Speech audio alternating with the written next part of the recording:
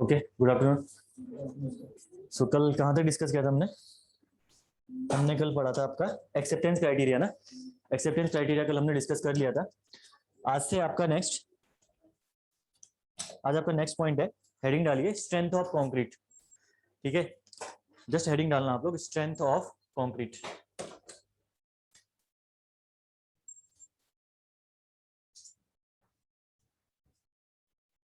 Strength of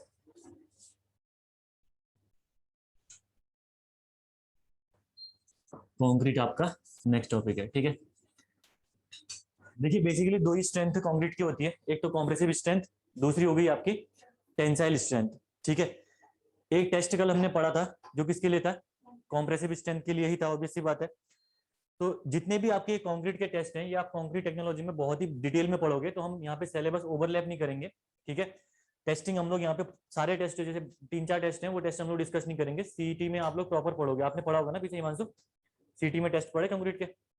आपने CET नहीं पढ़ी है? हाँ, तो सीटी जब पढ़ेंगे, मैं सर से बात हो रही है, सर सीटी में आपको ये कंक्रीट के जितने भी टेस्ट हैं सारे के सारे प्रॉपर वे में पढ़ाते हैं वो। ठीक है, यहाँ पे हमारा काम क्या है, जो हमारा यूटिलाइजेशन है, जो बेसिक, वो बेसिक हम लोग यहाँ पे डिस्कस करेंगे किसके, कंक्रीट के बारे में। ठीक है, सबसे पहली बात मैं बात करूंगा कंक्रीट की स्ट्रेंथ की, तो सबसे पहली स्ट्रेंथ आपकी सी होती है compressive strength.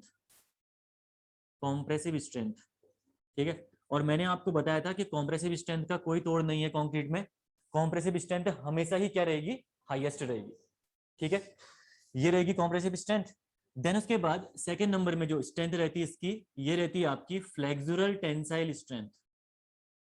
Flexural tensile strength, flexor को हम लोग क्या बोलते हैं, बेंडिंग भी बोलते हैं। ठीक है, इसको हम रिप्रेजेंट करेंगे FCR से। ठीक है, first compressive strength is greater than the flexural tensile strength FCR। ठीक है, थर्ड स्ट्रेंथ होती है इसकी, ये होती है आपकी yes split tensile strength. Third strength होती है स्प्लिट टेंसाइल स्ट्रेंथ, इसको हम लोग रिप्रेजेंट करेंगे FCS से। और फाइनल जो स्ट्रेंथ होती है इसकी direct tensile strength. Direct tensile strength, और इसको हम रिप्रेजेंट करेंगे FCT से। FCT से। तो ये सारी होती है कंक्रीट की स्ट्रेंथ, जिसमें आपकी कॉम्प्रेसिव स्ट्रेंथ सबसे ज्यादा होती है, सेकेंड होती है आपकी फ्लेक्सुरल टेंसाइल स्ट्रेंथ, फिर होती है स्प्लिट टेंसाइल स्ट्रेंथ, और सबसे कम क्या होती है, डायरेक्ट टेंसाइल स्ट्रेंथ। ठीक है, अब थोड़ा बहुत इनके बारे में समझ लेते हैं कि फ्लेक्सुरल टेंसाइल स्ट्रेंथ क्या होती है। ठीक है, ऑब्वियसली बात है, फ्लेक्सर मतलब होता है बेंडिंग। ठीक है, फ्लेक्सर का मतलब क्या होता है, बेंडिंग, यानी बेंडिंग के अगेंस्ट, ठीक है, जो टेंसाइल स्ट्रेंथ है उसकी, वो आपको निकालनी है। ठीक है, जब बेंडिंग होगी, ये बीम है, बीम में जब बेंडिंग होगी, ठीक है, जब बीम में आपकी बेंडिंग अगर करेगी, तो बीम बेंड करके कुछ ऐसी बन रही थी, ये बेंड होकर कर रही थी, तो कुछ ना कुछ इसकी बेंडिंग के अगेंस्ट क्या मिले, क्या जनरेट होगी, टेंसाइल स्ट्रेंथ। इस बेंडिंग की वजह से कुछ ना कुछ टेंशन जनरेट होगा, इसको हम लोग बोलते हैं फ्लेक्सुरल या बेंडिंग टेंसाइल स्ट्रेंथ। ठीक है, FCR। उसके बाद आपका अगला है स्प्लिट टेंसाइल स्ट्रेंथ। ठीक है, स्प्लिट टेंसाइल स्ट्रेंथ क्या होती है, जैसे कोई एक आपका ये सर्कुलर रॉड है, ठीक है, इस सर्कुलर रॉड में क्या करा आपने, ठीक है, सिलेंड्रिकल है, मैं आपका उसको फ्रंट पोर्शन दिखा रहा हूं जस्ट अभी, ठीक है ना, सर्कुलर पोर्शन है, इस सर्कुलर पोर्शन में आपने अप्लाई किया P अमाउंट में लोड। ठीक है, अगर इस P लोड की वजह से ये आपका स्प्लिट हो गया दो पार्ट में, अगर P लोड की वजह से ये स्प्लिट हो गया दो पार्ट में, तो इसको हम लोग बोलते हैं स्प्लिट टेंसाइल स्ट्रेंथ। ठीक है, यानी under the P load if a circular section is split into two parts then it is called the split tensile strength। ठीक है, और जनरली जो स्प्लिट टेंसाइल स्ट्रेंथ होती है, ये फॉर्मूला होता है निकालने के लिए FCS का 2P/πdl। 2P/πdl, जहां पे D है आपका डायमीटर और L है आपका length of the cylindrical portion. ठीक है, अब इसके बारे में आप डिटेल में पढ़ोगे, यहाँ पे जस्ट थोड़ा थोड़ा बता रहा हूं मैं आपको। ठीक है, और डायरेक्ट टेंसाइल स्ट्रेंथ क्या होती है, डायरेक्ट टेंसाइल स्ट्रेंथ होती है, ये जैसे कंक्रीट का क्यूब है, इस कंक्रीट के क्यूब में आपने ये टेंशन लगा दिया यहाँ पे टी, तो इसके अगेंस्ट जो स्ट्रेंथ होगी इस कंक्रीट के क्यूब की, उसको हम लोग बोलते हैं डायरेक्ट टेंसाइल स्ट्रेंथ। उसको हम लोग क्या बोलते हैं, डायरेक्ट टेंसाइल स्ट्रेंथ। अब एक चीज आपको देखने को मिल रही होगी यहाँ पे कि कॉम्प्रेसिव स्ट्रेंथ तो एक ही है, जिसके लिए टेस्ट भी आपने एक ही पढ़ा, लेकिन टेंसाइल स्ट्रेंथ देखिए बेंडिंग के लिए भी है, स्प्लिट के लिए भी है, फिर डायरेक्ट भी। तो 3 टेंसाइल स्ट्रेंथ हमें कैलकुलेट करने की रिक्वायरमेंट क्यों पड़ रही है, क्योंकि मेन चीज क्या होता है, सबसे मेन चीज है, दो ही चीजें होती हैं वैसे, एक तो होता है कॉम्प्रेसिव स्ट्रेंथ, एक होता है आपका टेंसाइल स्ट्रेंथ। ठीक है, एडिशनल तो ये दोनों चीजें ना, फ्लेक्सुरल और स्प्लिट, नई चीजें यही हैं आप लोगों के लिए। होता क्या है, कभी भी कंक्रीट में डायरेक्ट टेंशन अप्लाई करके आप उसकी टेंसाइल स्ट्रेंथ निकाल नहीं पाते हो, बहुत डिफिकल्ट प्रोसेस है। ठीक है, जैसे रॉड है, रॉड में तो आपने क्या करा, टेंशन अप्लाई किया और रॉड को खींचा, तो रॉड भी क्या आएगी, एक साइड से इलोंगेट करना स्टार्ट करेगी, और ये भी यहाँ से इलोंगेट, मतलब इलोंगेशन होगा तो उससे स्ट्रेंथ निकाल लोगे रॉड की। कंक्रीट तो आपका ब्रिटल मटेरियल है ना, खींचोगे तो टूट जाएगा। और अगर आपने इसको यहाँ से खींचा और यहाँ से खींचा, तो स्ट्रेसेस का डिस्ट्रीब्यूशन भी यहाँ पे नॉन यूनिफॉर्म होता है। तो एग्जैक्टली आप बता ही नहीं पाओगे कभी कि कंक्रीट की डायरेक्ट टेंसाइल स्ट्रेंथ आपकी होती कितनी है। तो बहुत ही डिफिकल्ट प्रोसेस होने की वजह से डायरेक्ट टेंसाइल स्ट्रेंथ हम लोग कभी नहीं निकाल पाते हैं, जिसकी वजह से हमने क्या करा, ऑल्टरनेट मेजर्स लिए। और ऑल्टरनेट मेजर्स लेने में हमारे दो टेस्ट आए आपके, पहला तो आया आपकी स्प्लिट टेंसाइल स्ट्रेंथ और दूसरी आई आपकी फ्लेक्सुरल टेंसाइल स्ट्रेंथ। तो अब हम क्या करेंगे, एक सिलेंड्रिकल पोर्शन लेंगे, उस सिलेंड्रिकल पोर्शन को हम लोग लोड करेंगे ऊपर से। जब लोड करोगे तो ये आपका दो पार्ट में डिवाइड हो जाएगा, तो जो स्ट्रेंथ निकल के आएगी उसको हम लोग बोलेंगे स्प्लिट टेंसाइल स्ट्रेंथ, जिसका फॉर्मूला है 2p/πdl। तो इनडायरेक्टली हमने टेंसाइल स्ट्रेंथ निकाल दी इसकी। ठीक है, इन सेकंड वे अगर मैं बात करूं फ्लेक्सुरल टेंसाइल स्ट्रेंथ की, तो आप लोग क्या कर रहे हो, जब वो बेंड कर रहा है कंक्रीट, ठीक है, तो बेंडिंग में जो टेंशन जनरेट हो रहा है उसकी वजह से जो स्ट्रेंथ निकालोगे वो आपकी कहलाती है फ्लेक्सुरल टेंसाइल स्ट्रेंथ। ठीक है, इसके लिए प्रोसीजर्स हैं, दो मेथड्स हैं, वो मेथड्स आप लोग बाद में डिस्कस करोगे कैसे हम लोग निकालेंगे फ्लेक्सुरल टेंसाइल स्ट्रेंथ। क्लियर है? देन उसके बाद ये तो हो गया आपका एक इक्वेशन के फॉर्म में, मतलब इक्वेशन क्या, ये मैंने बता दिया आपको कौन सी स्ट्रेंथ क्या होती है। थोड़ा सा हम लोग क्या करते हैं, जो IS 456-2000 के कुछ इंपेरिकल इक्वेशंस हैं, उन इक्वेशंस के बेस में समझते हैं कि कैसे हम लोगों ने ये ऑर्डर आपका अरेंज कर रखा है। ठीक है, सबसे पहली बात इतना समझना है कि कॉम्प्रेसिव स्ट्रेंथ का आपका ऑर्डर कभी अरेंज करने की जरूरत ही नहीं है। कॉन्क्रीट कहां पे आ गया तो समझ लो कॉम्प्रेसिव स्ट्रेंथ तो उसकी हाईएस्ट रहेगी ही रहेगी। मेन चीज है हमें ऑर्डर समझना है इन तीनों में, कि इन तीनों में कौन पहले रहेगा, कौन सेकंड में, कौन थर्ड में। ठीक है ना, ये चीज समझते हैं। तो सबसे पहले देखिए, जो FCS होती है आपकी, इसके लिए एक इंपेरिकल इक्वेशन है, FCS equal to 0.66 of FCR। ठीक है, 0.66 ऑफ FCR, ये आपका एक्सपेरिमेंटल रिजल्ट है जो कि आपका कोड ने आपको प्रोवाइड कर रखा है। ठीक है, सेकंड है आपका FCT। FCT आपकी होती है 0.50 ऑफ FCR, ये होगी FCS, ये होगी FCT। ठीक है, अगर मैं आपसे बोलूं यहाँ पे FCR कैलकुलेट करिए, पहली बात तो देखिए इंपॉर्टेंट ये इसलिए है दोनों इक्वेशन, क्योंकि इन दोनों के बारे में भी एग्जाम में पूछा हुआ है। ये दोनों इक्वेशन से डायरेक्टली एग्जाम में SSC JEE में क्वेश्चन पूछे तो इक्वेशन आपकी इंपॉर्टेंट हो जाती है, दोनों ध्यान रखना, पहली बात तो। ठीक है, सेकंड उसके बाद देखिए, अगर मैं आपको यहाँ पे बोलूं FCR कैलकुलेट करिए, तो FCR आप इजिली कैलकुलेट कर सकते हो। FCR कैसे निकालोगे आप, पहले एक काम करिए, FCS ही रखिए, FCS को मैं इसको लिख सकता हूँ 2/3 ना, थोड़ा इजी कर लेते हैं इसको, FCR हो गया ये। ठीक है, और इसको मैं कर सकता हूं आपका FCT equal to 1/2 of FCR, same चीज है। ठीक है, मैं यहां से निकाल रहा हूं FCR, पहले वाले का FCR देखिए, जब आप इसका FCR कैलकुलेट करोगे तो ये हो जाएगा आपका 3/2 ऑफ FCS, और सेकेंड वाले का अगर मैं FCR निकालूं तो ये क्या हो जाएगा आपका 2 टाइम्स ऑफ FCR,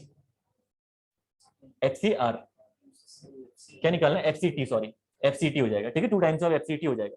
यानी एक चीज तो आपको समझ में आ रही है कि FCR आपका 1.5 टाइम्स ज्यादा है FCS से, और FCR आपका 2 टाइम्स ज्यादा है FCT से। तो ऑब्वियसली बात है FCR आपका इन दोनों से ज्यादा है नहीं है, तो सेकंड नंबर में इसको मैंने अरेंज कर दिया। ठीक है, अब आपको क्या करना है, इन दोनों में देखना है कौन ज्यादा निकल के आएगा। ठीक है, तो जब इन दोनों में देखोगे आप तो क्या करना है आपको, FCR को क्या करिए, इक्वेट करिए, इन दोनों FCR को आप करिए इक्वेटिंग FCR। जब आप FCR को इक्वेट करेंगे तो यह कितना निकल के आया, 3/2 of FCS equal to 2 times of FCT। जब आप FCS निकालोगे तो ये निकल जाएगा आपका 4/3 ऑफ FCT, निकल जाएगा ना। तो दिखने में क्या आ रहा है आपको कि FCS आपका 1 पॉइंट कितना निकलेगा, 1.33, अगर इसको सॉल्व करोगे तो FCS आपका 1.33 टाइम्स है FCT के। ठीक है, FCS आपका 1.33 टाइम्स FCT के, तो ऑब्वियसली बात है FCS ज्यादा है, इसीलिए हमने FCS को यहाँ पे ऑर्डर किया और लास्ट में आपकी डायरेक्ट टेंसाइल स्ट्रेंथ आ गई। ठीक है, क्लियर है चीजें? तो ये आपका नॉर्मल दो इक्वेशन आपको ध्यान रखनी है, इन इक्वेशंस के बेस पे क्वेश्चन एग्जाम में पूछे गए FCC आपके SSC JEE में, और इसी के बेस पे आप ऑर्डर भी सेट कर सकते हो।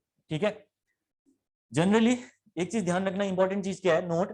ठीक है, यहाँ पे नोट करके लिख रहा हूं मैं, बहुत ही इंपॉर्टेंट नोट है कि जनरली जब हम डिजाइनिंग कंसीडर करते हैं डिजाइनिंग कंसीडर करते हैं तो डिजाइनिंग में WSM हो या LSM, कंक्रीट की डायरेक्ट टेंसाइल स्ट्रेंथ हमेशा हम लोग वहां पे 0 लेके चलते हैं, ठीक है ना। तो for the design purpose direct tensile strength of concrete is taken as 0। लेकिन अगर मैं एक्चुअल या प्रैक्टिकली बात करूं तो प्रैक्टिकली जो ये स्ट्रेंथ निकल के आती है 5 to 8% ऑफ कॉम्प्रेसिव स्ट्रेंथ, यानी जितनी कॉम्प्रेसिव स्ट्रेंथ कंक्रीट की होगी उसका 5 से लेकर 8% इसकी टेंसाइल स्ट्रेंथ एक्चुअल में होती है। लेकिन डिजाइनिंग में हम क्या करते हैं, नेग्लेक्ट करके चलते हैं और हम लोग एज्यूम करते हैं कि जो टेंसाइल टेंशन फोर्स है वो सारा का सारा टेंशन कौन कैरी करेगा, स्टील।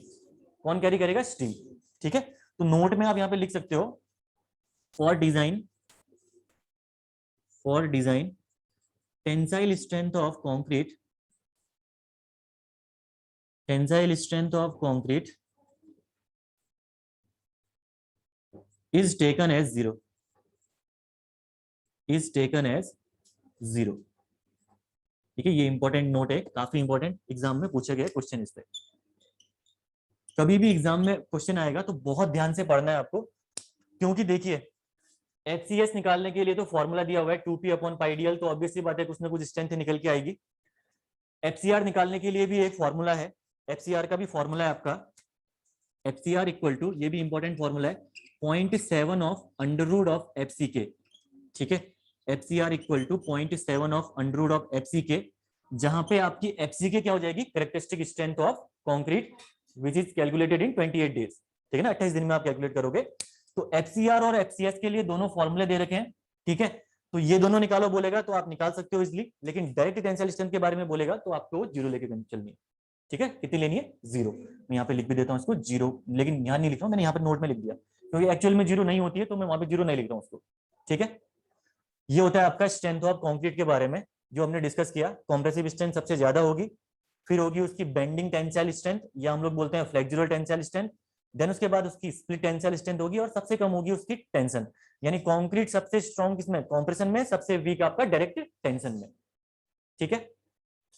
और उसके लिए इंपेरिकल इक्वेशन मैंने बता दी, जो स्प्लिट टेंसाइल स्ट्रेंथ है दिस इज 0.66 ऑफ FCR, और डायरेक्ट टेंसाइल स्ट्रेंथ आपकी है 0.50 ऑफ FCR, ठीक है। देन उसके बाद हमने ये ऑर्डर समझने के लिए जस्ट इसको थोड़ा सा सॉल्व किया, जिससे कि हमारा ऑर्डर समझ में आ गया, कौन पहले रहेगा, कौन सेकंड, कौन थर्ड, फोर्थ, ठीक है। और for design purpose we always take the tensile strength of concrete, direct tensile strength is 0। तो क्वेश्चन बहुत ढंग से पढ़ना है, किसकी बात कर रहा हो, ठीक है ना। एग्जाम में क्वेश्चन ढंग से पढ़ना। अगर वो लिखेगा, अगर आपको वो डायरेक्ट टेंशन क्वेश्चन में नहीं देगा, अगर वो जस्ट आपको बोलता भी है कि WSM की डिजाइनिंग में हम लोग टेंसाइल स्ट्रेंथ ऑफ कंक्रीट कितनी लेके चलते हैं, तो वो बात कर रहा है डायरेक्ट टेंशन की उस टाइम पे। किसकी बात कर रहा है, डायरेक्ट टेंशन की, ठीक है। तो उस टाइम पे आप 0 कर देना directly. So this is the tensile strength of concrete, थोड़ा सा बेसिक इसके बारे में पढ़ा हमने, ठीक है।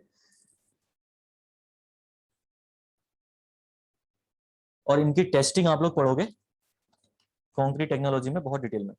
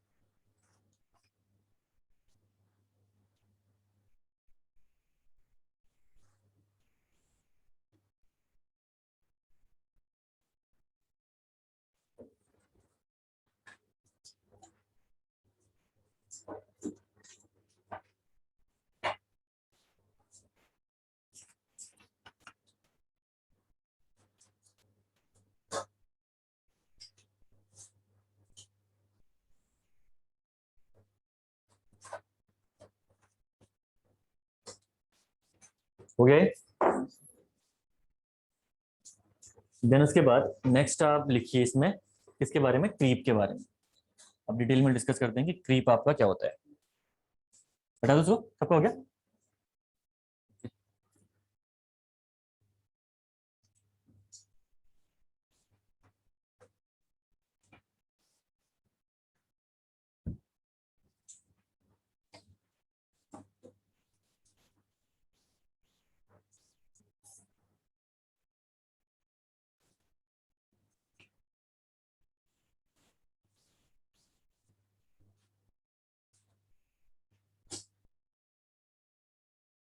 ठीक है, क्रीप से आपके बहुत से इंपॉर्टेंट कॉन्सेप्ट निकलते हैं, बहुत लोगों को इसमें कंफ्यूजन भी होता है। तो आप लोग क्रीप में बस देखते रहिए, एकदम ध्यान से देखना, ठीक है।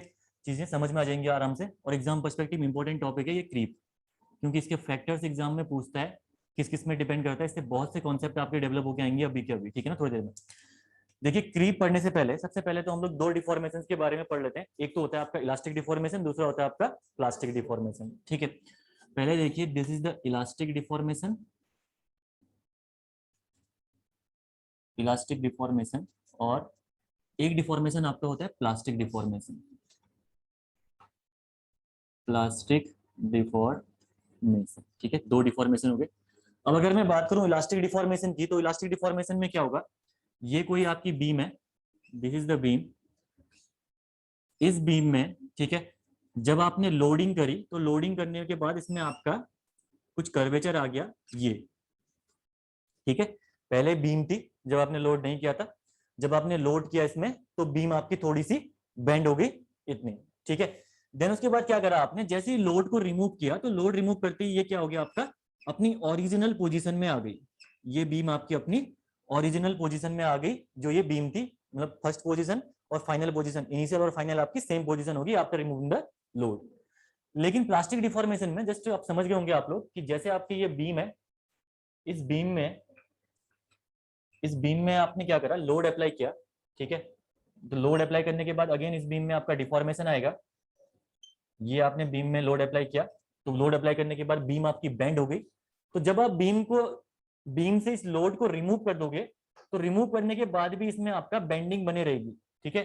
थोड़ी सी कम हो सकती है बेंडिंग, लेकिन बेंडिंग इसमें बने रहेगी after removal of the load, ठीक है। तो ये आपका प्लास्टिक डिफॉर्मेशन कहलाता है। This is the elastic deformation. In elastic deformation, इनसे बोलिए बाहर पे ना, कुर्सी के लिए, चेयर्स के लिए बोलिए, उनसे चेयर्स अरेंज कर दीजिए।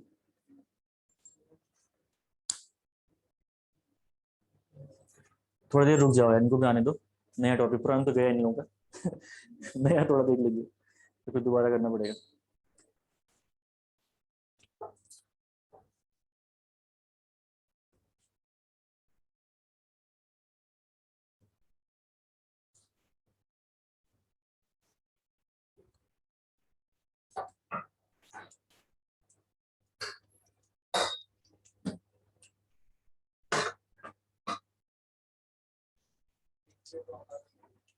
एक चेयर यहाँ पे खाली है।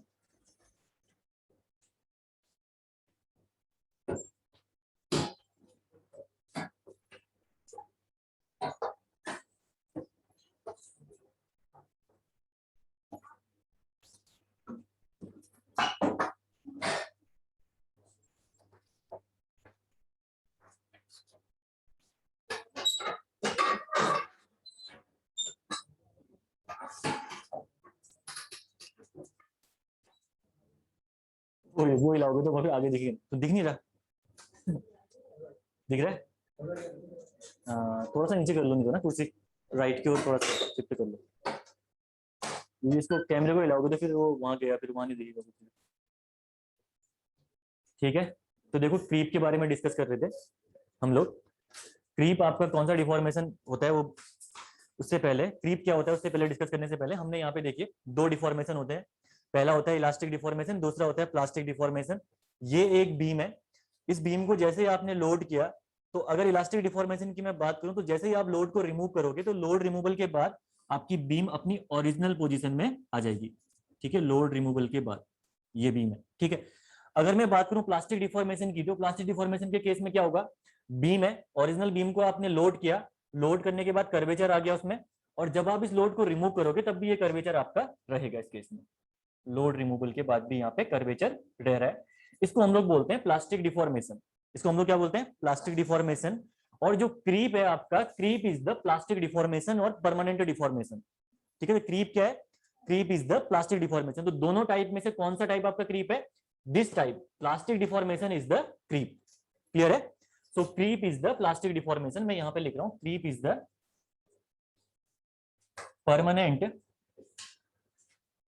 Permanent oblique plastic deformation.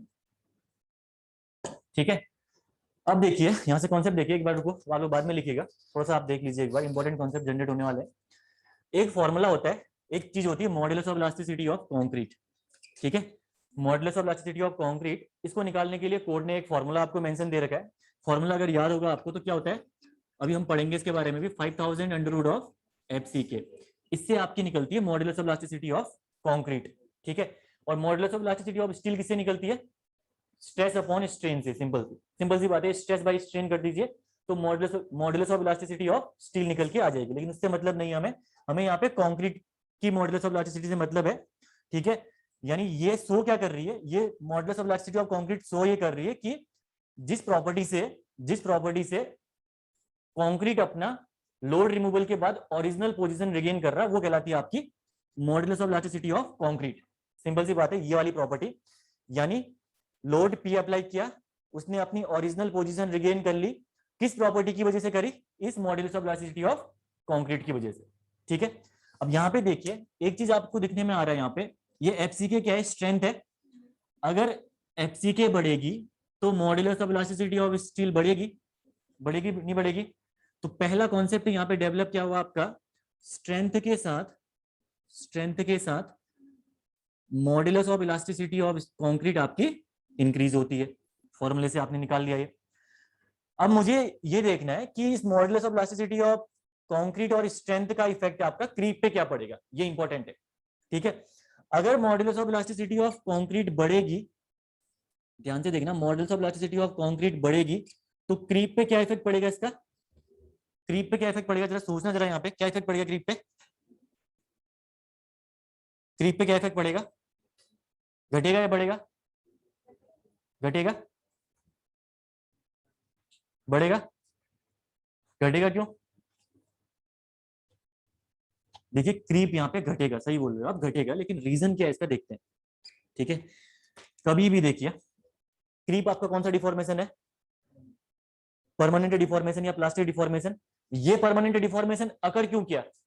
क्योंकि इसकी मॉडुलस ऑफ इलास्टिसिटी कम थी ना, तभी तो ओरिजिनल पोजीशन रिगेन नहीं कर पाया। तो ये आपका डिफॉर्मेशन अकर ही तब कर रखा है क्योंकि यहाँ पे EC की वैल्यू क्या थी? कम थी। तो यानी यहां से आप एक चीज सोच सकते हो कि जिसके लिए EC की वैल्यू ज्यादा होगी वहां पे इलास्टिक डिफॉर्मेशन होने के चांसेस क्या होंगे? ज्यादा होंगे। अगर आप लोड अप्लाई करोगे तो वो अपनी ओरिजिनल पोजीशन क्या कर लेगा? रिगेन कर लेगा। लेकिन क्रीप तो कौन सा डिफॉर्मेशन है? Plastic deformation. तो जहां तक आपका इलास्टिक डिफॉर्मेशन आ रहा है वहां तक आपको क्रीप से डरने की जरूरत नहीं है। ठीक है, तो जैसे जैसे modulus of elasticity of concrete बढ़ेगी तो क्रीप का इफेक्ट क्या होगा? हमेशा कम होगा। क्लियर है सबको? किसी को दिक्कत है तो बताओ यहाँ पे। क्लियर है? ये तो हो गया आपका modulus of elasticity of concrete का। ठीक है, साथ में आपका ये भी लिख दो, EC डिक्रीजेस तो आपका क्रीप इज इंक्रीजेस। अगर modulus of elasticity of concrete आपकी डिक्रीज करेगी तो ऑब्वियस सी बात है प्लास्टिक डिफॉर्मेशन होने के चांसेस ज्यादा होंगे, ओरिजिनल पोजीशन रिगेन नहीं कर पाएगा वो। ठीक है, इस वजह से क्रीप आपका बढ़ेगा। तो यहां से आप स्ट्रेंथ को भी कंपेयर कर सकते हो क्रीप के साथ, कि स्ट्रेंथ बढ़ेगी तब भी आपकी क्रीप क्या होगी? घटेगी, क्योंकि EC और क्रीप आपके प्रोपोर्शनल है ना आपस में। EC प्रोपोर्शनल है स्ट्रेंथ के, तो अगर स्ट्रेंथ भी बढ़ेगी तो क्रीप यहाँ पे क्या होगा? घटेगा। EC भी बढ़ेगा तो क्रीप यहाँ पे क्या होगा? घटेगा। ठीक है, समझ में आया ये चीजें? क्लियर है? ये चीज क्लियर है? तो काफी इंपॉर्टेंट यहाँ पे कॉन्सेप्ट निकल के आता है जो कि एग्जाम में आपके पूछता है आजकल। ठीक है, 2-3 बार एग्जाम में पूछा जा चुका है कॉन्सेप्ट यहाँ से। वो डायरेक्टली पिछली बार कॉन्सेप्ट क्वेश्चन पूछा था उसने कि स्ट्रेंथ ऑफ आपकी जो कंक्रीट है और उसका मॉडुलस ऑफ इलास्टिसिटी के साथ क्या रिलेशन है। उसने दिया था ऑप्शन में कि बढ़ेगी घटेगी, मतलब क्या इफेक्ट पड़ेगा। तो हमेशा ध्यान रखना, जैसे जैसे FCK बढ़ेगी यानी स्ट्रेंथ बढ़ेगी तो इलास्टिसिटी ऑफ कंक्रीट आपकी इंक्रीज होगी, ऑब्वियस सी बात है। सेकेंड आपका इसका क्रीप का इफेक्ट भी हमने समझ लिया उसके बाद कि स्ट्रेंथ और modulus of elasticity of concrete के साथ क्रीप आपका घटेगा। बढ़ने के साथ। ठीक है, ये तो हो गया आपका इलास्टिक डिफॉर्मेशन और प्लास्टिक डिफॉर्मेशन और क्रीप के बारे में। अगर क्रीप को आप जनरल वे में डिफाइन करोगे, क्रीप को जनरल वे में डिफाइन करोगे तो क्रीप आपका है टाइम डिपेंडेंट डिफॉर्मेशन, इसको बोलते हैं क्रीप को time dependent deformation due to a constant stress acting over a beam for a long period of time. ठीक है, क्रीप क्या है? It is the time dependent deformation, ध्यान से सुनना, टाइम डिपेंडेंट डिफॉर्मेशन मतलब टाइम के साथ साथ बढ़ रहा है due to a constant stress acting over a beam. Constant stress आपका जनरेट कैसे होगा? इस पी लोड की वजह से, जो आपका पी लोड कांस्टेंट लग रहा है यहाँ पे, इसकी वजह से कौन सा स्ट्रेस जनरेट होगा? Constant stress acting over the beam for the long period of time. ठीक है ना? तो जैसे जैसे बढ़ोगे आगे वैसे वैसे क्रीप का इफेक्ट क्या होगा? बढ़ेगा। ठीक है, रेट भले ही, मैं रेट की बात नहीं कर रहा हूं, टोटल क्रीप की बात कर रहा हूं। रेट में भी घट सकता है, वो डिस्कस करेंगे थोड़ी देर में, लेकिन अगर टोटल क्रीप की हम बात करेंगे तो टाइम के साथ आपका क्रीप क्या होगा? बढ़ेगा। क्लियर है? तो इसको बनाइए, इसकी डेफिनेशन लिखते हैं, फिर इसके फैक्टर समझते हैं।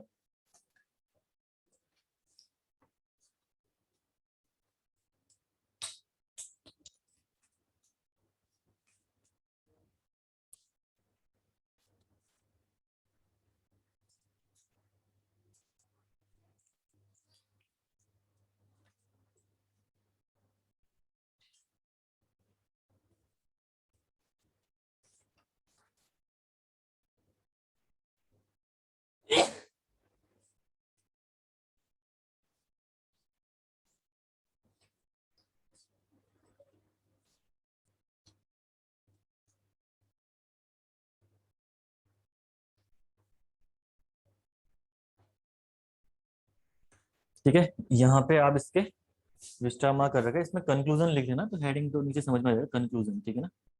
तो कंक्लूजन हमारा इस कॉन्सेप्ट से निकला, ये आपके कंक्लूजन निकल के आए फिलहाल।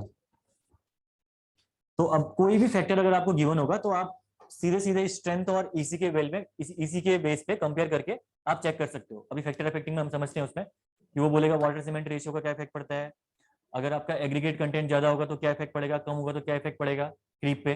ठीक है, तो यहां से कंपेयर करके आप सारे के सारे कॉन्सेप्ट यहाँ पे डिस्कस कर सकते हो इसके बाद। ठीक है ना?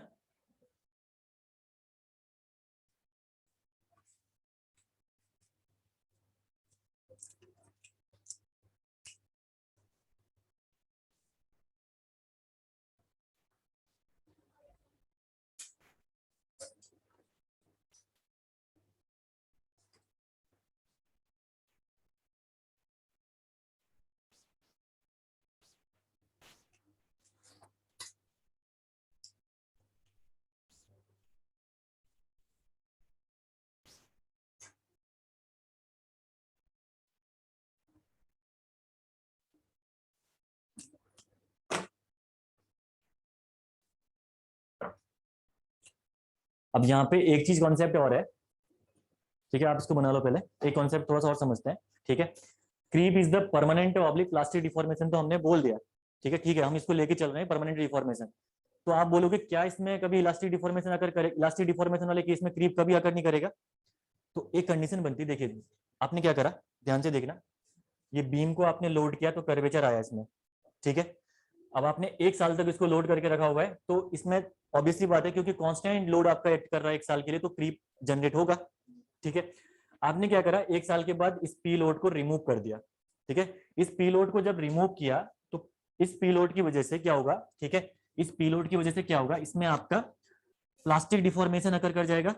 ठीक है, अभी इलास्टिक डिफॉर्मेशन छोड़िए, प्लास्टिक डिफॉर्मेशन अकर कर जाएगा, लेकिन जितना कर्वेचर यहाँ पे है उतना ही कर्वेचर नहीं रहेगा, थोड़ा सा कर्वेचर आपका कम हो जाएगा, क्योंकि यहाँ पे क्या होगा, आपका इलास्टिक डिफॉर्मेशन, इलास्टिसिटी की वजह से अपनी ओरिजिनल पोजीशन भी तो रिगेन करेगा ना वो, थोड़ा सा वो आपका कर्वेचर इसका यहाँ पे कम हो जाएगा। ठीक है, तो होता क्या है, जो क्रीप है, क्रीप भी थोड़ा सा रिलैक्स होता है। ठीक है, यानी अगर आपने एक साल में क्रीप की वैल्यू आपकी 10 mm आ रखी है, जब आपका लोड अप्लाई कर रखा है, तो जैसे ही आपने क्रीप को क्या किया, जैसे ही आपने लोड को रिमूव किया, तो क्रीप की वैल्यू यहाँ पे पहुंच जाएगी 9.5 mm। ठीक है, तो लिटिल बिट इलास्टिसिटी यहाँ पे क्रीप में भी प्रेजेंट रहती है, लेकिन उसको हम लोग नेग्लेक्ट करके चलते हैं, बहुत ही माइनर अमाउंट में रहती है, तो हम लोग क्या करते हैं, उसको नेग्लेक्ट करके चलते हैं। इसीलिए हमने बोला creep is the permanent oblique plastic deformation. Clear है? ठीक है, तो इसमें क्रीप का डेफिनेशन लिखिए एक बार आप लोग, इसकी क्रीप की डेफिनेशन लिखिए, टाइम डिपेंडेंट डिफॉर्मेशन डेफिनेशन लिखिए क्रीप की, time dependent deformation, time dependent deformation due to a constant stress, due to a constant stress, due to a constant stress acting over the material, acting over the material for a long period of time, for a long period of time. Same definition exam में पूछता है, ठीक है ना, और बोलेगा आपको for a long period of time, material for a long period of time, ठीक है ना।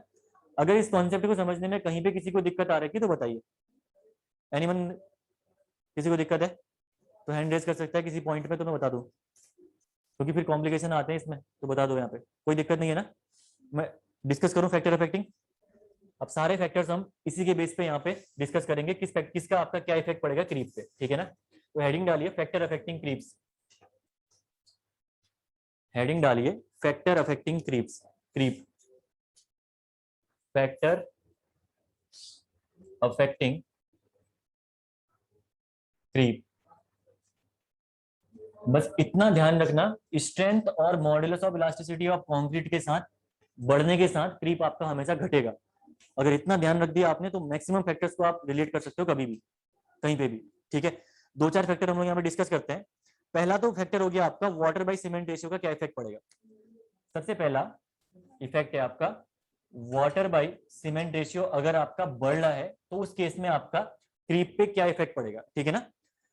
तो अगर वाटर बाय सीमेंट रेशियो बढ़ रहा है तो ऑब्वियसली बात है, बहुत ही इजी चीज है, यहाँ पे आप समझ सकते हो इजिली, मतलब वाटर बढ़ रहा है, सीमेंट घट रहा है, स्ट्रेंथ क्या होगी, कम होगी, होगी नहीं होगी, एफसीके कम होगी नहीं होगी इस केस में, और एफसीके कम होगी तो मॉडुलस ऑफ इलास्टिसिटी आपकी क्या होगी कंक्रीट की, कम होगी। एफसीके कम तो modulus of elasticity of concrete क्या होगी, कम होगी। तो यहाँ पे आपकी इलास्टिसिटी ऑफ कंक्रीट कम होगी तो क्रीप का इफेक्ट क्या इसमें बढ़ेगा, ऑब्वियसली बात है क्रीप आपका यहाँ पे बढ़ जाएगा इस केस में, क्रीप इंक्रीज करेगा। तो बहुत ही इजी वे में आप यहाँ पे इनको रिलेट कर सकते हो आपस में, ठीक है। उसके बाद है आपका नेक्स्ट है आपका यहाँ पे वाटर सीमेंट रेशियो के बाद एग्रीगेट कंटेंट, आप कर सकते हो इसको सेकंड में, लो एग्रीगेट कंटेंट करिए, लो एग्रीगेट कंटेंट। बस थोड़ा सा बेसिक पता होना चाहिए कि एग्रीगेट का यूज हम लोग करते क्यों है। लो एग्रीगेट कंटेंट, अगर एग्रीगेट कंटेंट लो है तो क्रीप का इफेक्ट क्या पड़ेगा इसमें, बढ़ेगा। क्यों हम लोग एग्रीगेट क्यों यूज करते हैं, स्ट्रेंथ एंड इलास्टिसिटी के लिए, मेन पर्पज होता है एग्रीगेट का स्ट्रेंथ एंड इलास्टिसिटी आपको प्रोवाइड कराना। तो ऑब्वियसली बात है आपने एग्रीगेट ही कम कर दिए तो आपकी ईसी और एफसीके घट जाएगी, जिससे कि आपकी क्रीप की वैल्यू बढ़ जाएगी। तो इस केस में भी आपका एफसीके रिड्यूसेस, स्ट्रेंथ रिड्यूसेस, ठीक है। सो क्रीप आपका यहाँ पे इस केस में इंक्रीज करेगा, ऑब्वियसली बात है, ठीक है।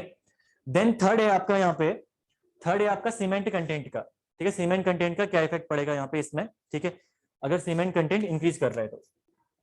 थर्ड है सीमेंट कंटेंट, सीमेंट कंटेंट अगर इंक्रीज करेगा तो क्या इफेक्ट पड़ेगा जरा बताना, बढ़ेगा, कम होगा, कम होगा या घटेगा, घटेगा या बढ़ेगा, कम होगा। कल मैंने एक चीज बताई थी आपको, सीमेंट का भी एक प्रोपोर्शन होता है, अगर सीमेंट कंटेंट का प्रोपोर्शन रिक्वायर्ड अमाउंट से ज्यादा चले गया तो होगा क्या, उसमें श्रिंकेज का फिनोमिना आकर करेगा जिससे क्रैकिंग होगी, और अगर स्ट्रक्चर क्रैक हो गया तो ऑब्वियसली बात है स्ट्रेंथ तो उसकी घटेगी ही घटेगी, ये कल हमने डिस्कस किया था क्लास में, ठीक है। अब मेन चीज यहाँ पे आती है श्रिंकेज आपका होता क्या है, थोड़ा सा श्रिंकेज के बारे में डिस्कस करते हैं, ये श्रिंकेज भी आप पढ़ते हो वहीं पे, ठीक है, यहाँ का पार्ट नहीं है, थोड़ा पढ़ते हैं यहाँ पे श्रिंकेज के बारे में, ठीक है। श्रिंकेज देखिए, ये आपका कोई फोमवर्क है, सॉरी आप बोलिए कंक्रीट का क्यूब ही मान लीजिए, जो कंक्रीट का क्यूब होगा तो ऑब्वियसली बात है कंक्रीट के क्यूब में यहाँ पे आपका सीमेंट सारे एग्री सब चीजें मिक्सअप होगा ना, यहाँ पे सारी चीजें आपने मिक्सअप कर रखी हैं, ठीक है, ये सारी चीजें मिक्सअप कर रखी, इन मिक्सअप में आपके बीच में वाटर भी तो होगा, होगा नहीं होगा, ये वाटर प्रेजेंट है जो मैंने रेड से शो कर रखा है, इसके बीच में आपका वाटर भी प्रेजेंट है, ठीक है।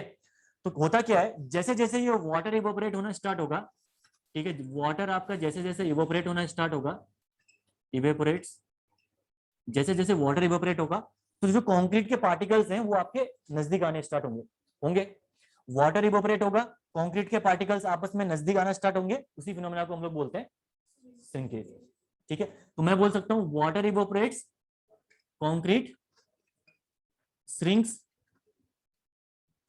concrete shrinks, and this phenomena is called as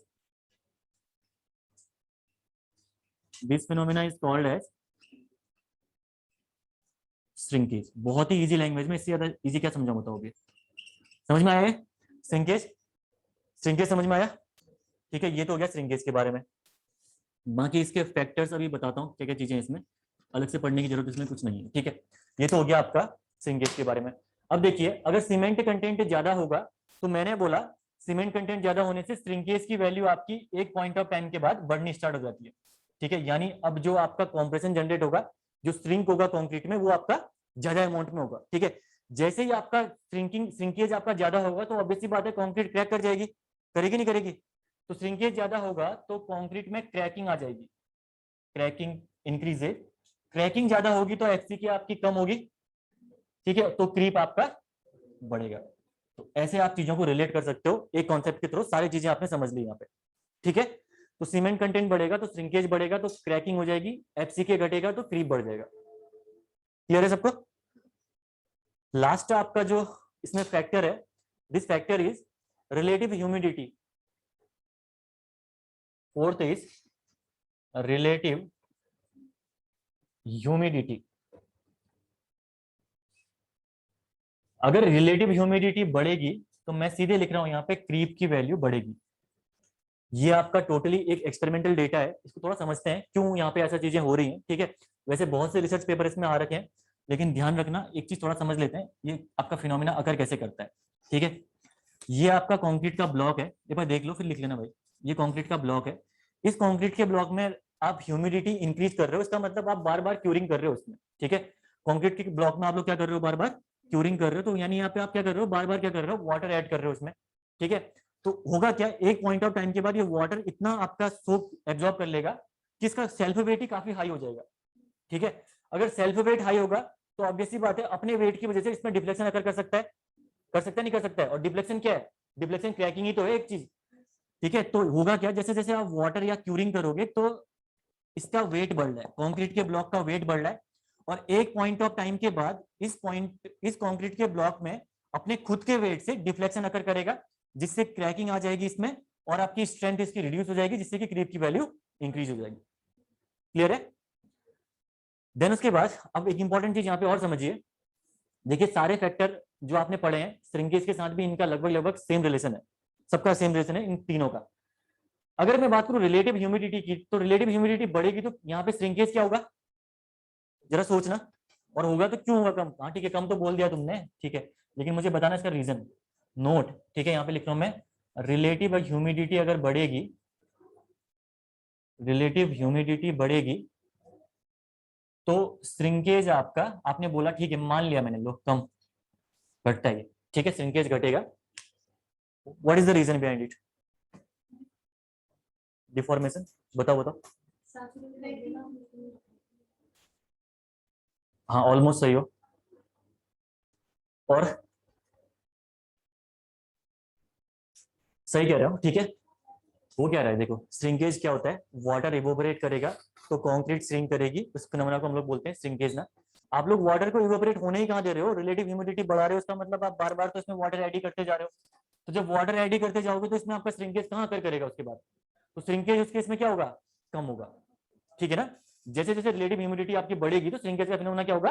घटेगा। क्लियर है? तो ये आपका जस्ट आपका रिलेटिव ह्यूमिडिटी का फिनोमेना श्रिंकेज के केस में अलग होता है। बाकी ये तीन के तीन जो आपने फैक्टर पढ़ रखे हैं, ये तीन के तीन फैक्टर आपके क्रीप के और श्रिंकेज के सेम फैक्टर्स हैं। ठीक है, अलग से पढ़ने की जरूरत नहीं है उनको, बस ये फैक्टर आपको ध्यान रखना है, रिलेटिव ह्यूमिडिटी वाला फैक्टर। ठीक है, और ये भी समझ गए होंगे आप लोग।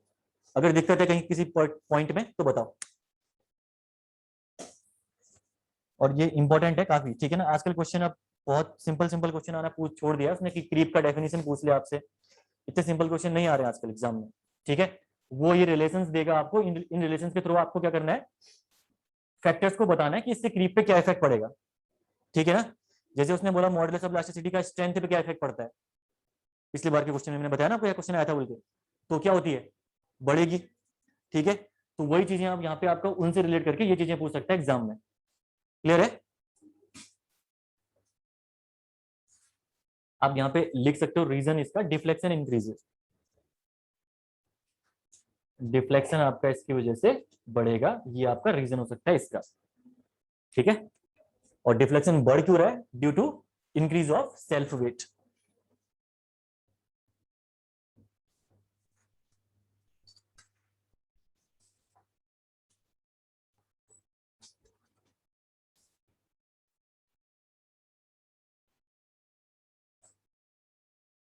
क्लियर?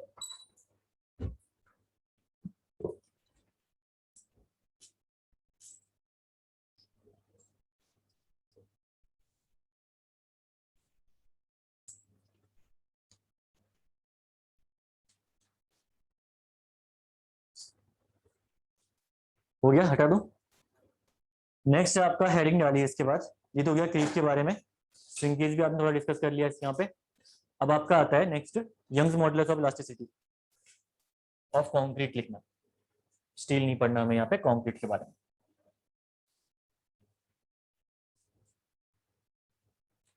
हेडिंग डालना Young's modulus of elasticity of concrete.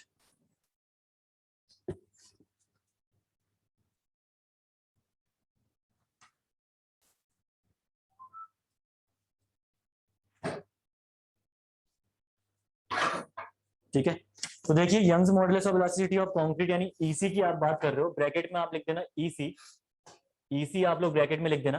तो दो आपकी यंग्स मॉडुलस ऑफ इलास्टिसिटी निकलती है, एक तो निकलती है आपकी शॉर्ट टर्म, दूसरी निकलती है आपकी लॉन्ग टर्म, ठीक है। तो पहली आप डिस्कस करोगे शॉर्ट टर्म, ठीक है। हेडिंग डालना आप लोग शॉर्ट टर्म, हेडिंग डालना शॉर्ट टर्म, ये आएगी आपकी पहली short term Young's modulus of elasticity of concrete, ठीक है। तो ईएस और ईसी क्या होती है थोड़ा हमने डिस्कस कर ही लिया इसके बारे में, ठीक है, इतना ज्यादा डिस्कस करने की जरूरत नहीं है। हमें डायरेक्टली IS 456 2007 ने जो फॉर्मूला दे रखा है इसको निकालने के लिए, शॉर्ट टर्म ईसी निकालने के लिए, उसके बारे में डिस्कस करना है, ठीक है।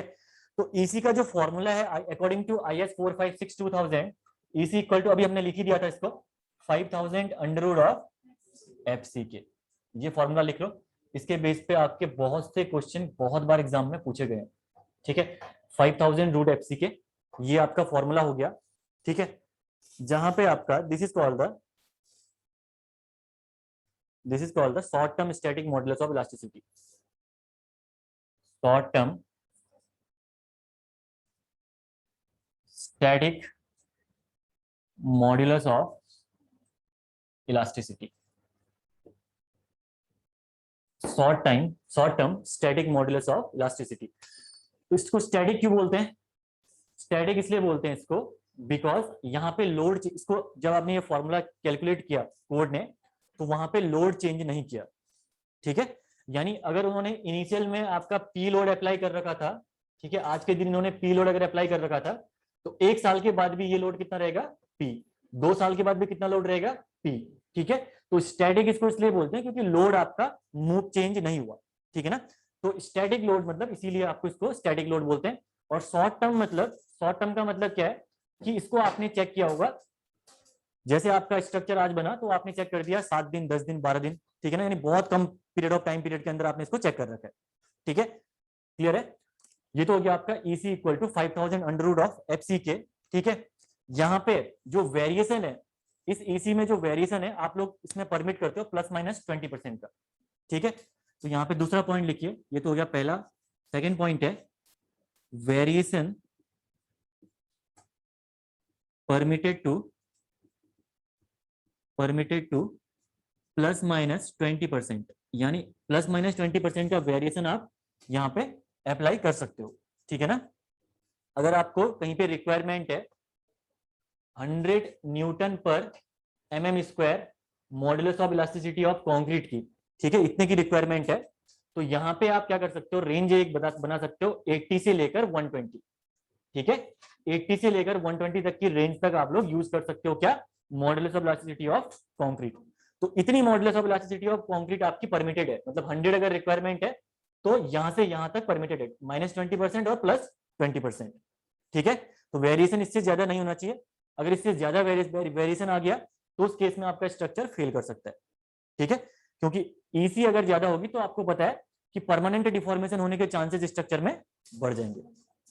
ठीक है, ये तो हो गया इसी। देन उसके बाद यहां पे जो इफेक्ट ऑफ क्रीप है, partial effect of creep is considered. बहुत ही इंपॉर्टेंट पॉइंट है, partial effect of creep is considered. Partial effect of creep is considered, this point is very very important. ये लास्ट से लास्ट ईयर ही पूछा गया point है कि उसने आपसे पूछा था कि short term static modulus of elasticity में क्रीप का इफेक्ट कंसीडर कर रखा है या नहीं कर रखा है, या पार्शियल कर रखा है। तो पार्शियली इन्होंने क्रीप का इफेक्ट कंसीडर कर रखा है। ठीक है, एक चीज आप समझ सकते हो ना, क्योंकि क्रीप क्या है, क्रीप आपका टाइम डिपेंडेंट डिफॉर्मेशन है जो टाइम के साथ साथ बढ़ेगा। ठीक है, अगर आप इनिशियल डेज में ही चेक कर रहे हो तो उतना क्रीप तो जनरेट हुआ ही नहीं होगा ना, तो आप फुल इफेक्टिव ऑफ क्रीप कैसे कंसीडर करोगे। ठीक है, तभी इन लोगों ने क्या करा कि partial effect of creep consider कर रखा है, ये कोड में लिखा हुआ है, उन्होंने बता रखा है कि हमें ये फॉर्मूला कैलकुलेट करने में इन्होंने पार्शियल इफेक्ट ऑफ क्रीप क्या कर रखा है, कंसीडर कर रखा है। क्लियर है सबको? तो ये इंपॉर्टेंट पॉइंट है, इसको आपको ध्यान रखना है। ये तो हो गया आपका short term modulus of elasticity of concrete. Then उसके बाद अगला आता है आपका लॉन्ग टर्म। सेकंड है आपका long term, next is long term, next is long term EC. Long term EC आप लोग बोल सकते हो उसको अगला। ठीक है, शॉर्ट टर्म हो गया आपका लॉन्ग टर्म। तो लॉन्ग टर्म के लिए भी फॉर्मूला स्पेसिफाइड है। ठीक है, लॉन्ग टर्म निकालने के लिए आपको क्या करना है, जो शॉर्ट टर्म का फॉर्मूला है वो तो सेम रहेगा, आपको डिवाइड कर देना है जो क्रीप कोफिशिएंट है उससे। ठीक है, तो ये आपका फॉर्मूला बन के आता है आपका, ये बन के आता है EC equal to, EC for long term equal to EC for short term, EC for short term divided by 1 plus theta. Yes, divided by 1 plus theta. और यहां से आपका ईसी निकल के क्या आ गया आपका, ये निकल के आ गया 5000 of under root F C K divided by 1 plus theta. तो long term modulus of elasticity आपका ये निकल के आ गया। This is the long term modulus of elasticity, जहां पे थीटा क्या है आपका, what is theta, yes creep coefficient. Theta is creep coefficient, theta जहां पे आपका क्रीप कोफिशिएंट है। और ये क्रीप कोफिशिएंट आपका निकल के आता है, क्रीप कोफिशिएंट हम लोग कैसे निकालते हैं इस क्रीप कोफिशिएंट को, creep strain upon elastic strain से। ठीक है, तो थीटा आपका यहाँ पे क्रीप कोफिशिएंट है, इसको कैलकुलेट करने के लिए एक फॉर्मूला है, creep strain upon elastic strain.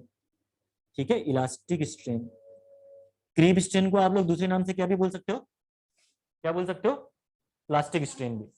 ठीक है ना, क्रीप स्ट्रेन आपका परमानेंट डिफॉर्मेशन है ना, तो इसको हम लोग प्लास्टिक स्ट्रेन भी बोल सकते हैं। क्लियर है सबको? ये हो गया आपका थीटा की वैल्यू। ठीक है, थीटा आपका क्रीप स्ट्रेन और इलास्टिक स्ट्रेन की बेस पे निकल जाएगा। अब आप देख पा रहे होंगे यहाँ पे फॉर्मूले में कि इन्होंने क्या कर रखा है, 1 प्लस थीटा का टर्म ऐड कर दिया किसमें, short term modulus of elasticity में। इसका मतलब थीटा यहाँ पे क्रीप कोफिशिएंट है, तो इन्होंने लॉन्ग टर्म में क्या कर रखा है, क्रीप का इफेक्ट और श्रिंकेज का इफेक्ट दोनों कंसीडर कर रखे हैं इन्होंने यहाँ पे।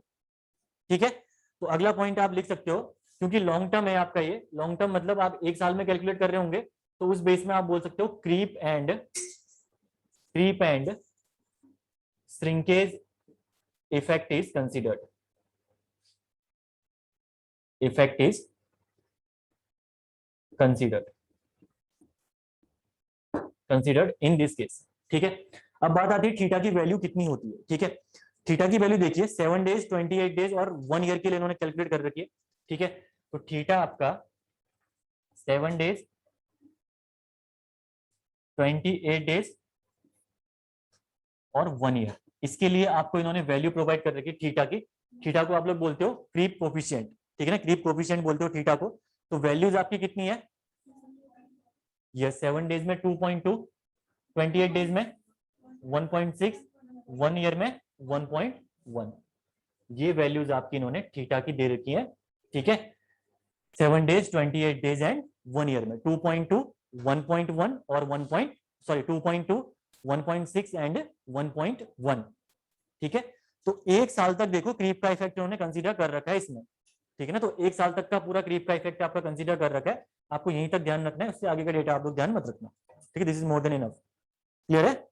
अब देखिए यहाँ पे एक चीज आपको दिखने को आ रही होगी कि मैंने आपसे बोला था अभी कि क्रीप आपका टाइम के साथ बढ़ता है।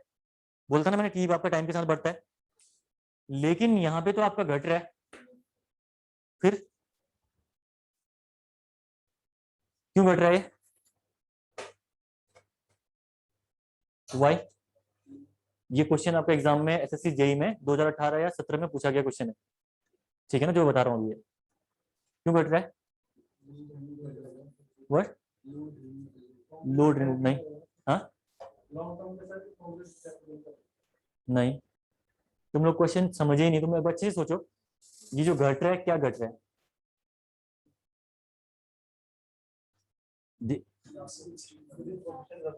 हाँ, ये पकड़ा सही। यहाँ पे घट क्या रहा है आपका? Creep coefficient. क्रीप कोफिशिएंट क्या है? रेट है, रेट ऑफ क्रीप, ठीक है। टाइम के साथ साथ आपका रेट ऑफ क्रीप तो घटेगा, लेकिन टोटल क्रीप अगर एग्जाम में पूछता है आपसे तो वो क्या होगा? बढ़ेगा। और एग्जाम में आपका ये क्वेश्चन पूछा था उसने कि क्रीप रेट आपका टाइम के साथ साथ क्रीप रेट पे क्या इफेक्ट पड़ेगा। तो टाइम के साथ आपका क्रीप रेट क्या होता है? घटता है, ठीक है ना। तो रेट आपका घट जाएगा, क्योंकि क्या, क्योंकि क्यों घटेगा? क्यों घटेगा? जैसे जैसे आपका टाइम बढ़ेगा वैसे वैसे कंक्रीट की कॉम्प्रेसिव स्ट्रेंथ बढ़ेगी, बढ़ेगी नहीं बढ़ेगी? कंक्रीट अच्छे अच्छे से सेट होगी, है ना। तो जैसे जैसे कंक्रीट की कॉम्प्रेसिव स्ट्रेंथ बढ़ेगी, तो आपको पता है स्ट्रेंथ के साथ क्रीप का इफेक्ट क्या होता है? कम होता है, ठीक है ना। स्ट्रेंथ के साथ एफसी की बढ़ेगी तो क्या होगा? क्रीप। एफसी की अगर बढ़ेगी तो क्रीप यहाँ पे क्या होगा आपका? कम होगा, ठीक है ना। तो इस वजह से आपका क्रीप का जो रेट है आपका वो टाइम के साथ घटता है, लेकिन टोटल क्रीप की वैल्यू अगर हम बात करें तो वो टाइम के साथ आपकी इंक्रीज ही करेगी, क्योंकि वो एक्यूमुलेट ही तो हो रही है, ठीक है। क्लियर है? तो ये बहुत ही इंपॉर्टेंट कॉन्सेप्ट है, ये चीज आपको ध्यान रखनी है यहाँ पे।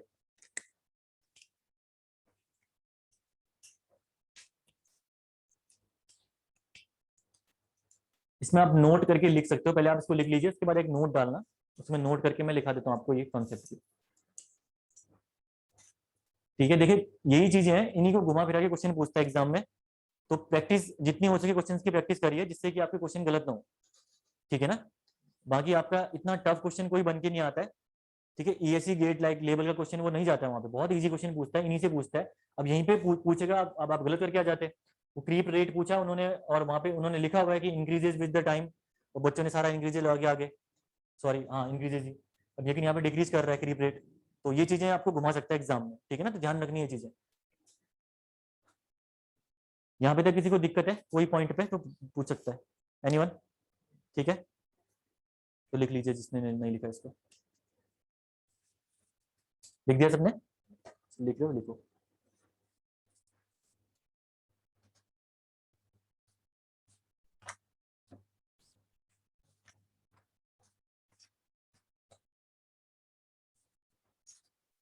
हट गया क्या?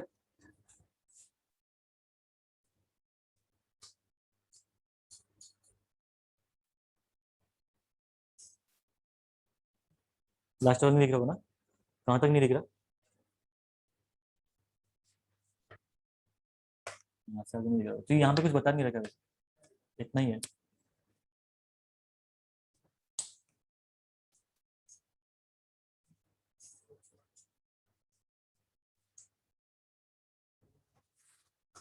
क्लियर है? नोट लिखिए इसके नीचे, नोट डालिए। As the time increases, as the time increases, as the time increases, rate of creep, rate of creep oblique creep coefficient, oblique creep coefficient decreases, rate of creep oblique creep coefficient decreases, decreases, then full stop करके लिखिए। But total creep, but total creep is increases, but total creep is increases, ठीक है। Clear है? ये तो हो गया आपका क्रीप के बारे में और यंग्स मॉडुलस ऑफ इलास्टिसिटी के बारे में, ठीक है। श्रिंकेज के बारे में पढ़ लिया आपने। देन नेक्स्ट आप लोग जाओगे, अब आप डिस्कस करोगे बार्स के बारे में, ठीक है। जो जो बार्स आप यूज करने वाले अपनी डिजाइनिंग में, एटलीस्ट उनके बारे में थोड़ा सा डिटेल्स आपको पता हो, बेसिक, ठीक है, जिससे कि आप आगे यूज कर पाओ उनको, ठीक है। तो हेडिंग आप डालिए strength of different types of bar, strength of different types of bar, next heading आपकी आएगी। ताकि हम लोगों को पता लगे कि कौन कौन सी बार हम लोग यूज करने वाले हैं, उसका यूज क्या है, स्ट्रेंथ उसकी कितनी मिलती है, क्या क्या एलिमेंट उसमें यूज होते हैं, प्रॉपर्टीज क्या होती हैं उसकी, ये हम थोड़ा सा डिस्कस कर लेते हैं अब।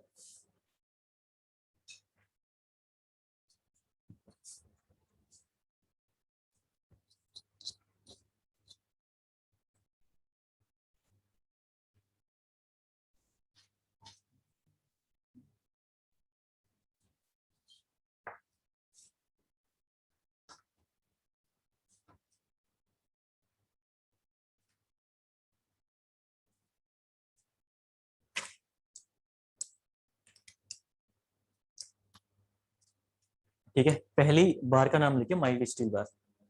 पहली बार है माइल्ड स्टील।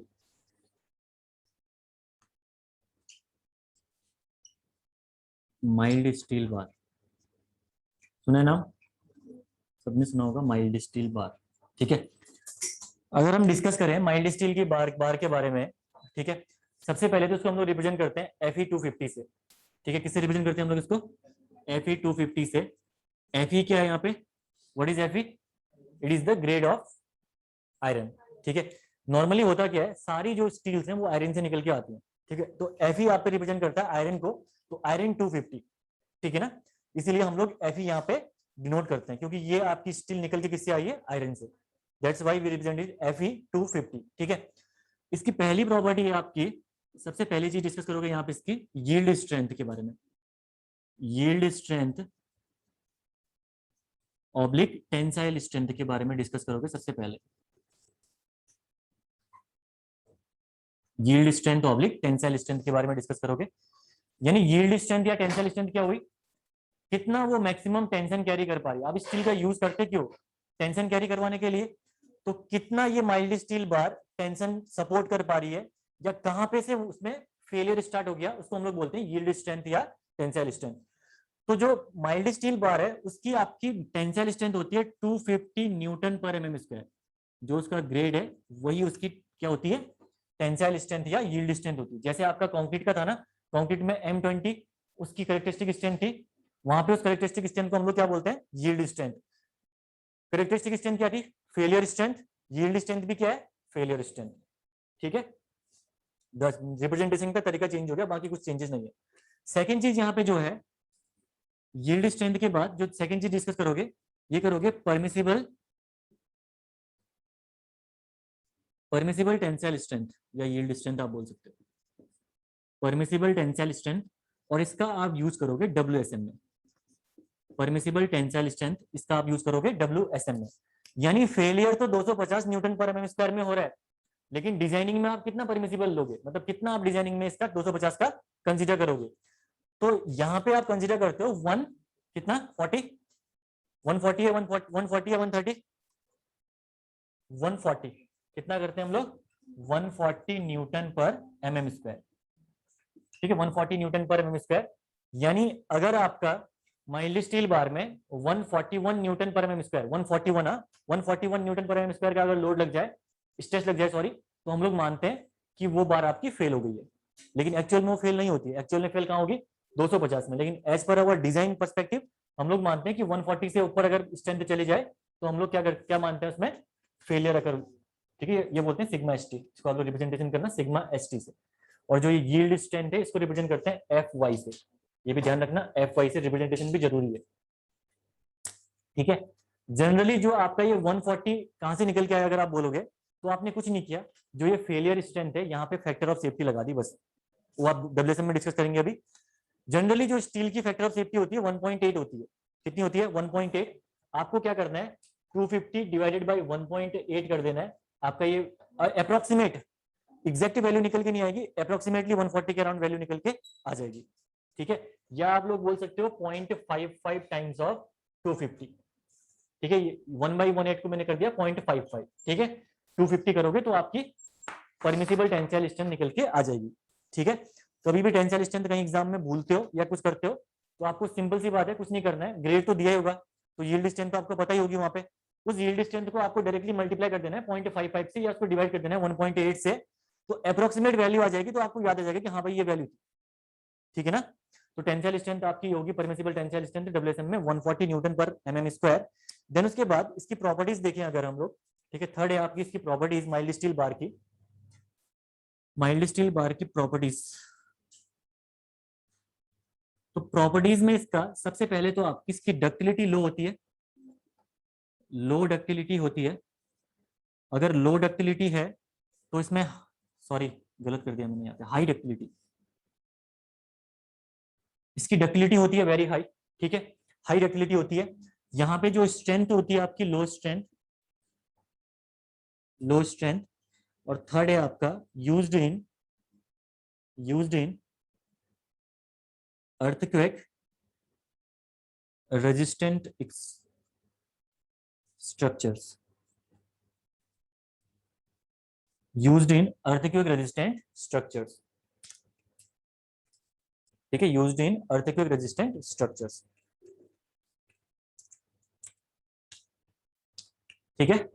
यहां पे देखिए प्रॉपर्टीज को थोड़ा सा डिस्कस करते हैं हम लोग। यहाँ पे मैंने बोला कि जो माइल्ड स्टील बार होती है उसकी प्रॉपर्टीज क्या होती है, इसकी डक्टिलिटी काफी हाई होती है। डक्टिलिटी मैंने कल आपको बताया था कि बार में अगर आप टेंशन लगाओगे तो वो इलोंगेट करना स्टार्ट करेगी, जिस प्रॉपर्टी से वो इलोंगेट करना स्टार्ट करती है उसको हम लोग क्या बोलते हैं, डक्टिलिटी। फर्स्ट बात। सेकंड बात है, अगर हाई डक्टिलिटी होगी तो लो स्ट्रेंथ होगी, लो स्ट्रेंथ होगी, और साथ में आपका अर्थक्वेक रेजिस्टेंट स्ट्रक्चर में इसका यूज होता है, क्योंकि डक्टिलिटी हाई है। डक्टिलिटी हाई है इसका मतलब क्या है, फ्लेक्सिबल है, फ्लेक्सिबल है, तो आपका अर्थक्वेक रेजिस्टेंट स्ट्रक्चर में काफी अच्छा वर्क करता है कौन, माइल्ड स्टील बार, ठीक है। एक कॉन्सेप्ट है यहाँ पे, काफी इंपॉर्टेंट कॉन्सेप्ट है, वो आप नोट डालिए इसके नीचे, ठीक है, तो समझते हैं, फिर आपके प्रॉपर्टीज ऑलरेडी खुद ही समझ में आ जाएंगी। नोट यहाँ पे क्या है, effect of carbon content, effect of carbon content on steel, ठीक है। कार्बन कंटेंट का स्टील पे क्या इफेक्ट पड़ेगा। होता क्या है ना, जो आपका प्योर आयरन निकलता है, प्योर आयरन, उसमें कार्बन कंटेंट 0 होता है, ठीक है। जो प्योर आयरन निकलता है उसमें कार्बन कंटेंट 0 होता है। अगर हमें उस प्योर आयरन को स्टील के फॉर्म में कन्वर्ट करना है तो हमें क्या करना पड़ेगा, कुछ एलॉयज ऐड करने पड़ेंगे। जैसे कार्बन है, हमें क्या करना पड़ेगा, उसमें कार्बन ऐड करना पड़ेगा, ठीक है, जिससे कि उसमें क्या होगा, कार्बन कंटेंट बढ़ेगा तो आपका कुछ इफेक्ट आएगा। उस इफेक्ट के बारे में हमें समझना है यहाँ पे, ठीक है।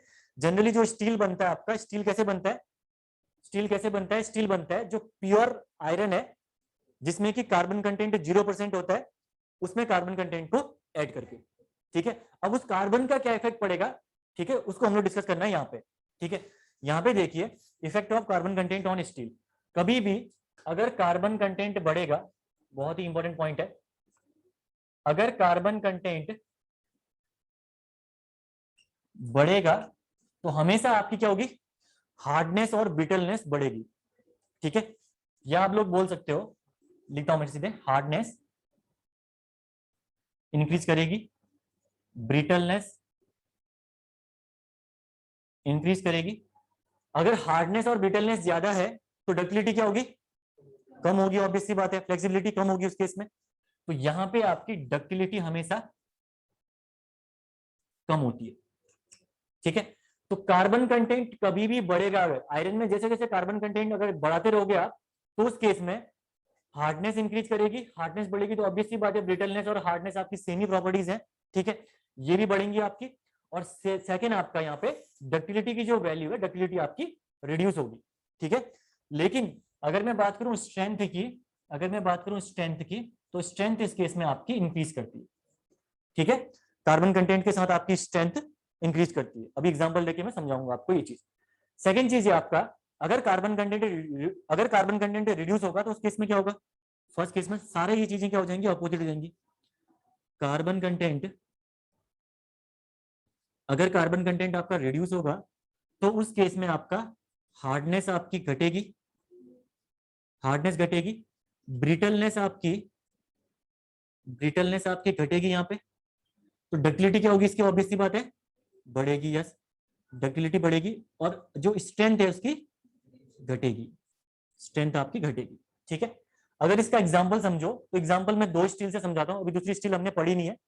एक स्टील तो आपकी होगी एग्जांपल में Fe250, Fe250, दूसरी स्टील हो गई आपकी एग्जांपल में HYSD415 ना, ये हो गई आपकी क्या, दूसरी स्टील, अगर मैं अप्रोक्सीमेट कार्बन कंटेंट की मैं बात करूं तो जो ये Fe250 है इसमें आपका कार्बन कंटेंट होता है 0.23% के अराउंड, ठीक है।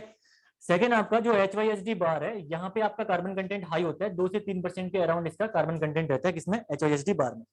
लेकिन आप देख पा रहे होंगे एक चीज यहाँ पे, इसकी यील्ड स्ट्रेंथ कितनी है, 250 न्यूटन पर mm स्क्वायर है, नहीं है। और HYSD बार की यील्ड स्ट्रेंथ कितनी है, 415 न्यूटन पर mm स्क्वायर। तो यहाँ पे आपको दिखने को मिल रहा होगा कि जैसे जैसे कार्बन कंटेंट इंक्रीज करेगा तो आपकी जो स्ट्रेंथ है वो आपकी क्या होगी, इंक्रीज करेगी, ठीक है। तो स्ट्रेंथ वाला क्राइटेरिया समझ में आ गया, आगे समझ में, ठीक है। और सेकेंड आपका डक्टिलिटी की अगर हम बात करें तो मैंने आपको बोल ही दिया इसको, यहाँ पे डक्टिलिटी काफी हाई होती है, किसकी प्रॉपर्टी है ये, माइल्ड स्टील की प्रॉपर्टी है।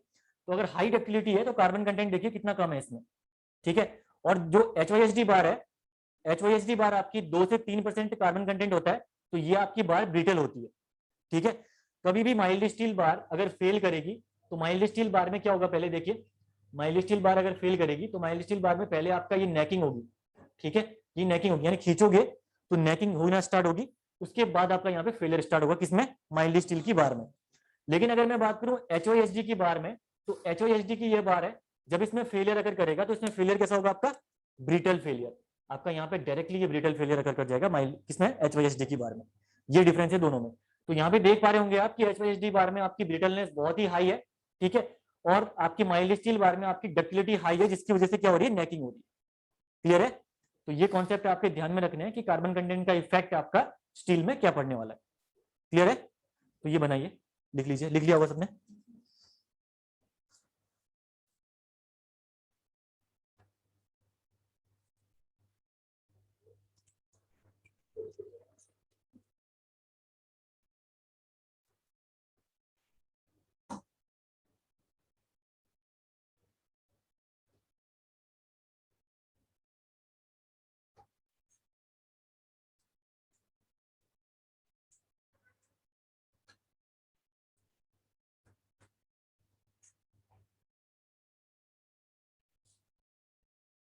ये पूरा रिवीजन कर लेना, जितना पढ़ा रखा है ये चीज ना, आज कंप्लीट हो जाएगी शायद बेसिक।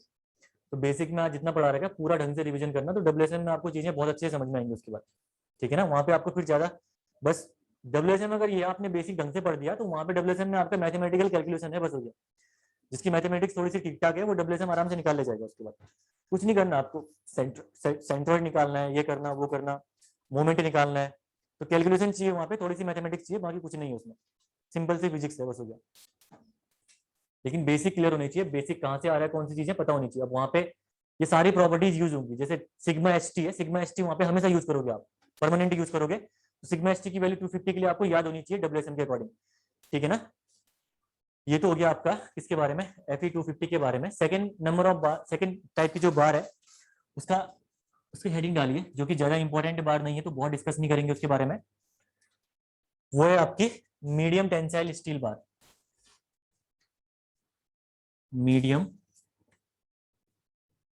Tensile steel bar. और मीडियम टेंसाइल स्टील बार की अगर मैं बात करूं तो इसको हम लोग रिप्रेजेंट करते हैं Fe350 से, इसको हम लोग रिप्रेजेंट करते हैं Fe350 से। तो जो इसकी यील्ड स्ट्रेंथ हो जाएगी, कितनी हो जाएगी आपकी, 350। और परमिसिबल टेंसाइल स्ट्रेंथ जरा मेरे को निकाल के बताना, इसकी मेरे पास है पड़ी हुई, देखना एक बार, नहीं पड़ी, हाँ पड़ी है, 190। सेम करना आपको यहाँ पे 0.55 से मल्टीप्लाई कर दीजिए या 1/8 से डिवाइड कर दीजिए, फैक्टर ऑफ सेफ्टी से, ठीक है। फैक्टर ऑफ सेफ्टी से डिवाइड क्यों कर रहे हैं, क्या कर रहे हैं, डब्ल्यूएसएम में पढ़ेंगे, ठीक है ना। ये हो गया आपका 190 न्यूटन पर mm स्क्वायर, 190 न्यूटन पर mm स्क्वायर। अब मीडियम टेंसाइल स्टील है तो जो आपकी डक्टिलिटी हाई थी वो क्या हो जाएगी, मीडियम, डक्टिलिटी आपकी हो जाएगी मीडियम। अगर मीडियम डक्टिलिटी तो लो स्ट्रेंथ क्या हो जाएगी, मीडियम, अगेन मीडियम हो जाएगी। और इसका हम लोग यूज अर्थक्वेक तो छोड़ो, नॉट बहुत वाइडली हम इसका यूज नहीं करते, ठीक है, वाइडली इसका हम लोग यूज नहीं करते हैं, ठीक है। तो मीडियम डक्टिलिटी, मीडियम स्ट्रेंथ, आप इतना ही ध्यान रखना है इसकी प्रॉपर्टीज में। इसके अलावा आपको ये कभी भी आपके डिजाइनिंग में कहीं पे भी दिखने को नहीं मिलेगी ये मीडियम टेंसाइल स्टील बार, ठीक है। तो वो क्या रहा, या तो प्रॉपर्टीज आपको बेस्ट चाहिए, ठीक है, या प्रॉपर्टीज किसी की वर्स्ट हो तभी यूज हो रहा है कहीं पे, ये आपका मीडियम मीडियम वाले यूज नहीं होते हैं, ठीक है ना, ध्यान रखना ये चीज।